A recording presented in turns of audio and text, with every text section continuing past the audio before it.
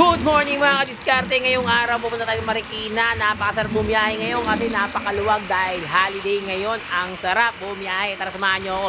Home service tayo. Mitsubishi Adventure yung gagawin natin doon. Tara, let's go! Ayan, good morning. Touchdown tayo dito sa Marikina. Home service natin. Ito, Mitsubishi Adventure ulit yung client natin. Gagaya ng ginawa natin sa May Kawayan. Pero ito, yung mas modelong Adventure. Kasi iba na yung panel frame nyo kung titignan nyo. Ayan. Pero same pa rin naman sila ng wiring. Halos lahat naman same pa rin. Ayan, papalitan natin. Yun nga lang, pinagkaiba nito. Ito, mababaklas mo to kahit di mo natanggalin yung tornilyo dito sa ilalim. Ito lang. May hila mo to diretso. Ayan, ganyan lang. Ayan, natanggalan na natin. Ito yung stereo ni Bossing. Ayan. So, ito yung wiring. Tara, umpisa na natin mag-wiring kit.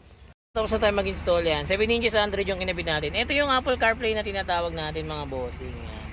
So, pwede ka na rito mag-Waze diretso. Ayan. Ayan yung Waze. Google Maps, pwede na rin yan. Then kasama pa rin sa package natin yung reverse camera.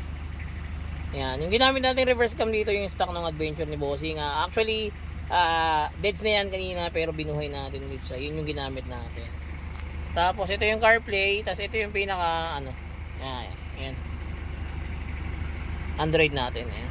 Pwede ka na mag-Waze, Netflix, YouTube, Google Maps, ayan. Sa mga gusto po mag-avail, drop message lang. Don't forget to like and follow na rin. Salamat.